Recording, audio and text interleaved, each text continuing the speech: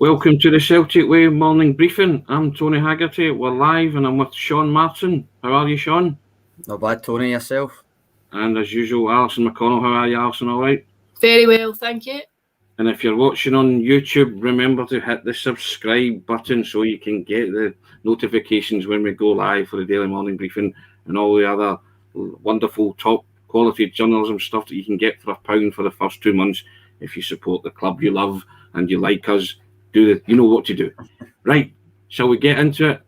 Celtic players were involved in international duty, a mixed bag. Some of them played, some of them didn't, which is probably a good thing. If you're Ange Postecoglou, you'd be like, yes, you cracker.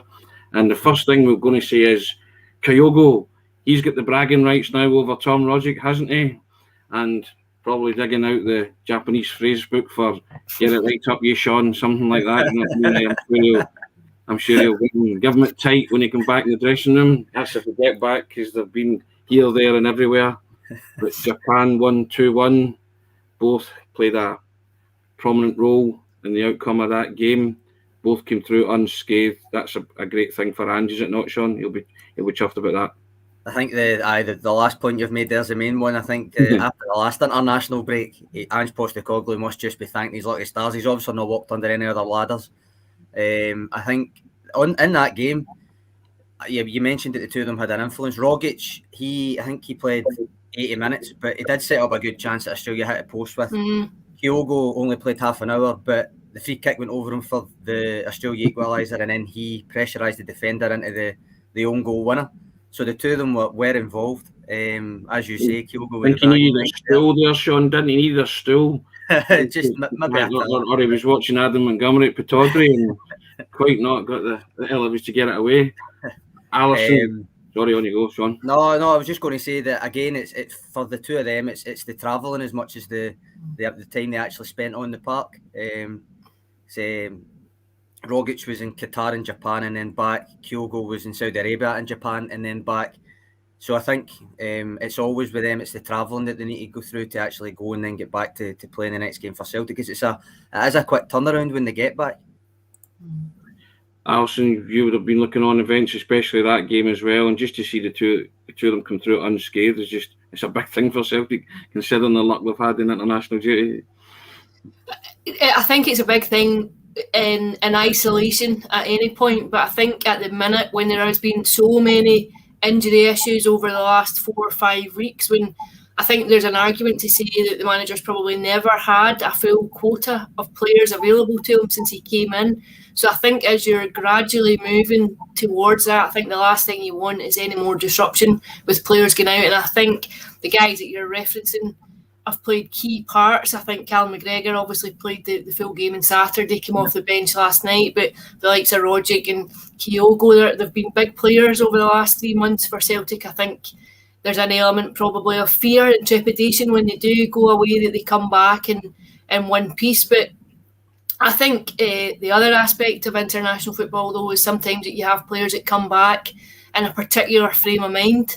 So you've got McGregor coming back with Scotland having taken 6 points out of 6 and taking a massive step towards securing a place in the playoffs. I think it buoys people. I think you're not coming back having been exposed to the ramifications of negativity on the back of a difficult international break. I think Rogic was part of an Australian team that set a new world record with that 11-game winning streak that obviously ended yesterday, and then Kyogo getting actually some game time. I don't think it's the worst thing in the world for Kyogo Furuhashi to play, just given the length of time that he was out and then was thrown back in. So I think it looks positive, certainly far more positive than it did at the end of the last window for Celtic and for the manager when it comes to looking ahead now to the game at Fir Park. I touched upon it, Sean, off air before we came on, and I was talking about Kyogo and a potential, the newspapers love to call it club v country row. You can see these headlines are dusting it down. But Kyogo could miss 2 vital games for Celtic, the resumption of the winter break, because Japan played China and Saudi Arabia on the 27th of January and the 1st of Feb. But Celtic are due to play Hearts at Tynecastle away on the 26th of January. and Dundee United at home on the 29th. And he will be called up for those squads, barring injury, of course. So he looks like he could miss those two vital games for Celtic. That's just something they'll need to cross when they come to it. I suppose it would be ideal if they could use that phrase that you mentioned earlier on, but I suspect that won't happen. So it's one of those things. If Ange Postecoglou has this kind of full, or at least near the full complement of the squad that he wants at that point, then 2 games, you would like to think they could survive without him for the 2 games if everybody else is fit. So they'll just need to cross that when they come to it.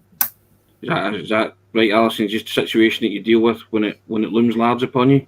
I think so. I think at the minute it's more about the here and now. I think you have to be focused and not losing any more ground at the minute. In the title race, I don't think you can afford to think to 3 months down the line, 4 months down the line, and what may or may not be for 2 games. Also, as well, you're at the end of the window. Then I think if you know that there are going to be gaps in the squad, this is a time when you start your planning for it and thinking about who you're bringing in and what cover you've got and etc. But I think if you're a big club, as Celtic like to think they are, you need to be able to cope with things like this because this is a modern game and modern life, and you have to accept that if you sign players from certain parts of the world, that there will be travelling involved and that there will be repercussions in terms of losing players for certain games. I think it's just a way of football now. Now, of the other players, Nir Bitton played for Israel. Abada only played 15 minutes, which is another good thing for Ange because he's played a lot of football, which is a game of Celtic. But surprisingly, Turnbull, Starfelt, Ajeti and Scales, who were all called up, never saw a minute of action. Again, a good thing for Ange, but yeah, you question the wisdom of taking these guys on international duty if they don't play.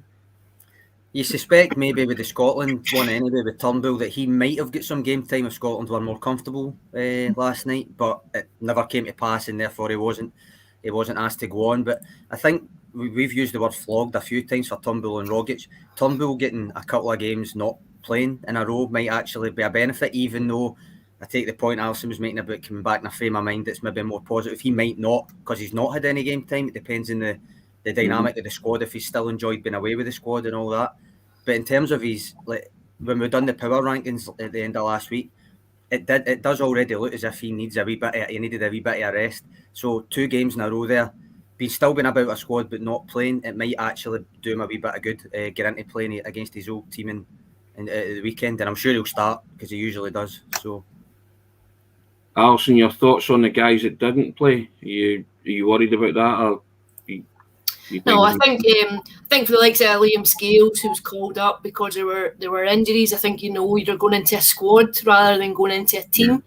I think Abada is just a young player who's emerging into the international fold with Israel. I think there'll be players who are in front of them who are established, and I think the same is true for Turnbull. I think you have to remember, we've spoken about this before, this time a year ago he wasn't playing regularly for Celtic. There are players in front of him at the minute, and I don't think you can criticise the players that are in front of them at the minute. I think they look as though they deserve to be there. I think it's a competitive squad, and I think I agree with Sean. I think had it been a more comfortable evening last night, I think if it'd been 2-0 at half time, you might have seen his introduction at some point in the game. The fairly fraught nature of that one, I think, made it difficult to make too many changes. But he's a young boy. I think it's there for him to go and produce consistently for Celtic firstly, and then if that comes, I'm sure there'll be further international recognition that follows it. Now we kick on to domestic matters. The mighty Motherwell lie in wait for Celtic on Saturday at Fir Park, and Celtic are going for their second away win on the spin. Now Frank Brennan comes in here and he says all attention now turns to North Lanarkshire and Fir Park, Motherwell to be precise, and yet only another must-win game for Celtic. Sean, do you agree with that? Well, I think we've touched on it before. They're now all must win, really. I mean, aren't they? We can say it every single week. It's almost going to go without saying for the foreseeable, certainly until the league table looks a bit better. So I totally agree with Frank. I think it is, and I think you can apply that to every game so far. I think you've got to remember Motherwell are ahead of Celtic still on the table. Yeah. They might have lost their last game, but it was to Hearts, who are even higher up the table just now. So in general, Motherwell are in good form. You could argue better form than Celtic. Nonetheless, it's a fairly happy hunting ground for Celtic, Fir Park. So you would think, given the winning streak that they're on, if I remember right, I think it's eight games in a row they've won against Motherwell in general, not just at Fir Park, then you would think they would still go into it with a lot of confidence, because they need to win it anyway, as Frank says. So there is only one attitude to have. David Bradley comes in there, Alison as well. We now have to kick on if we want to win the league. Well, says it all really, doesn't it? You know, so they are now, as you say, must-win games, but you have to kind of take every challenge as it comes, Alison. Yeah, I think so. I think you know what you're going to get on Saturday. I think it'll be a fairly physical encounter. I think I've watched quite a bit of Motherwell. I've covered quite a few Motherwell games this season. I've been impressed with them, which I hadn't expected to be. I had covered some games earlier in the summer in those League Cup group stages, and I thought Motherwell looked so off it. But they've compounded expectations. I think they look like a very cohesive unit. They look quite fluent. They create chances. I think Tony Watt's probably playing the best football of his career at the minute. And I think there'll be a handful for Celtic. I think they'll ask questions defensively. And I think, I think it's really important that Celtic go with the right frame of mind, because you can't afford any more slip-ups given what's happened in the opening wins of the campaign. The reality is that you can't afford to slip further behind at this stage. Here's something to put a smile on your face, guys. Joe Porter comes in. Excellent show again, people. Thanks very much, Joe. That's the kind of comments we like. We like that, and at 10 o'clock in the morning. That's always sets you up for a wonderful day. Now, Frank Brennan comes back in. Absolutely, we now have to kick on, and how we won against the worst Aberdeen team I've seen in decades, goodness only knows. But when we did, and we won't get away with another dire performance, I guess that's true. But they showed an ability to grind it out, despite not having a good second half at Pittodrie, Alison, and it was something that you hadn't seen from Celtic up until that point this season. We hadn't seen it. I think you might have liked to have seen it against Livingston. I think if you're going to win ugly, then they all count. I think the aesthetics of the performance now come second to securing points on the board. I think the be all and end all now is that you don't fall further behind, and I appreciate that you want to win with a certain kind of philosophy and a certain style, and you want the football to be easy on the eye. But if you're playing well and coming away with a 1-1 draw, it's not going to matter much in the grand scheme of things. So I think most people would appreciate that results come first, and then I think when that happens, you tend to find that performances follow too. Once you have a level of self-confidence and a belief within the squad, I think that's when you start to see momentum and people playing with a bit of freedom and a bit of creativity. Do you agree with that, Sean? A bit of substance over style, just to rack up a few results and go on that run that we've always seemed to talk about but hasn't yet materialised? In principle, aye, but I think that given the way that they are trying to play, and Frank's just made a comment in a view in the comments there saying about the physicality. Yep. I think that comes along with grinding things out, but I do agree there is a certain lightweight nature to the squad. So I think the substance over style thing, I think that they need to be married together. I think the way that they want to play, similar to the way that we've said, they shouldn't really be setting their stall out in any game to sit back, because they're not really equipped to do that. I don't necessarily think they should think about grinding results out until it needs to be done, because the style is what they're set up to be doing. So there seems to be a confidence, though, amongst the supporters, Alison, that Celtic can go on a run now. Is that misplaced, or do you feel the same way that this team is capable of now going on a run after that kind of confidence booster against Aberdeen? I think when you look on paper at the quality within the squad, they should be capable of it. I think Celtic have a lot of resources. I think when you look at like for like in terms of other teams in the league, I think there's an argument to say that I think Celtic probably have the strongest squad in the league. I think now it's about making them a cohesive unit, about making them a team. It's about fitting it together. I think the opening weeks of the campaign, once you get past the Hearts game and the Midtjylland game, up until Ibrox, I think there was a lot in those performances that bode well for Celtic in the way they want to team, the way they want to play. There were goals in the team. They looked very, very good. They looked pretty formidable, middle to front. I think the defensive fragility has been there for the last 18 months, possibly even longer. I think that remains a concern. I think it remains the possibility of undermining the other work that you're doing. But I think when you know that they have the capability of playing that way, it's about doing it week in, week out. Sean, Alison touched on the defensive fragility, and Ange touched upon the fact that Julian could be back in training soon and could be back at some point soon. There's never ever a definitive date with Julian, but it's always sometime soon. But that will fill the Celtic supporters' hearts with joy and hope that he can make a difference on his return. But it's not as simple as that, because he's going to have to adapt to Ange's style and kind of find his feet and be comfortable in that setup. But do you think on his return he can maybe recapture some of that previous form? I think he will make an impact. I think he's probably still Celtic's best defender, but I think we've touched on it before. I can't remember if it was maybe you, Alison, that says that you're under risk of, in your absence, becoming a better player, that kind of thing.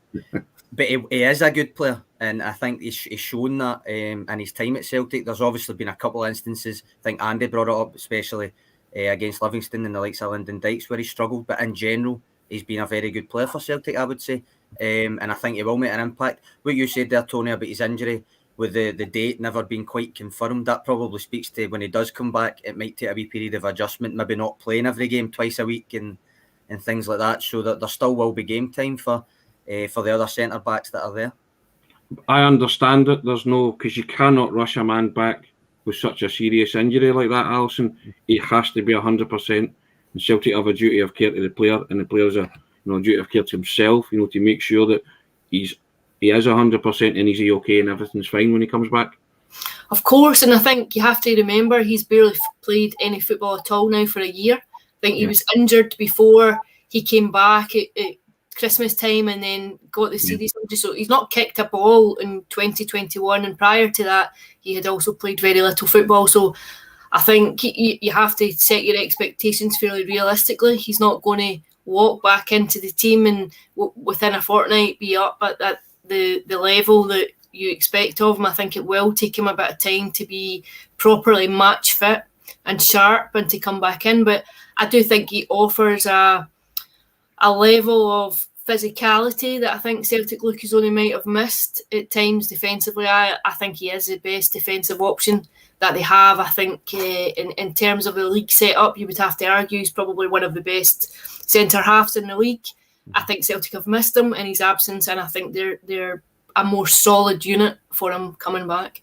There is just a wee groundswell of optimism, Sean, that's stemming from the Aberdeen result. It was a very important result, regardless of the performance. And now the international break has come and gone, and all the players are fit. You're hearing Julian might be coming back. So there's a wee kind of, as I say, groundswell of optimism, and Celtic supporters are thinking, right, this is it. And just had 2 weeks to work with a lot of players, do some work on the training ground, So do you feel that too, that there is a wee confidence surge maybe coming from Celtic? I think so. I mean, you don't want to get too carried away like the period of time that Alison spoke about in between the just before the Ibrox game and stuff. Although there was still positives from the Ibrox game as well. To be it's more the Livingston game, maybe the Dundee United game that was the kind of the trough, if you want to put it that way, because of the nature of the performance. It didn't feel like they were particularly good, whereas the results the poor results before that, they still seemed the better team, if you want to put it that way. So I think you don't want to get too carried away, but I think the squad depth issue that we've spoke about endlessly for the last couple of months is finally looking as if there's a wee bit of light at the end of the tunnel to that. I think James Forrest coming back is going to be key as well. I think he has been missed, even though Jota's been really good since he came in, and Abada has been consistently putting up numbers, even though his general performance maybe has been up and down. So I think the likes of James Forrest coming back is going to be key as well. I think when you talk about the Aberdeen game being a bit of a confidence booster, you're right, the performance wasn't great. But I think, again, coming back to that squad depth issue, the fact that there was an actual game changer on the bench for once. Yeah. Obviously, it took him putting Rogic on the bench for that to happen, but there was still someone on the bench that could come on and change the game, and that was the difference, because he came on essentially set up the win. Talking about players having a mystical reverence, here comes Frank back saying in the last year, dear old Christoph has only become a combination of Frank Baresi and Franz Beckenbauer in the minds of many. But of course, to have him back, I kind of subscribe to that myself, Frank, that I think he's become something that maybe he wasn't prior to him being injured. But I guess all Celtic supporters will welcome him back with open arms, won't they, Alison? Indeed, I think so. I think, put it this way, your hand is strengthened by his return. Baresi and Beckenbauer, but I think that's just stretching the imagination, isn't it, Sean? Maybe a wee bit. And on that fairly positive note, we'll end the bulletin. Thanks for tuning in and watching. And as I said at the start, if you're watching on YouTube, remember to hit the subscribe and like button, guys. And it's £1 a month for the first 2 months for some top quality journalism. There's wonderful stuff there, even some of my stuff. I'm not saying it's wonderful, but it's there. But the guys, Alison stuff, Sean stuff, you can read it all there. Thanks very much for watching. All the best.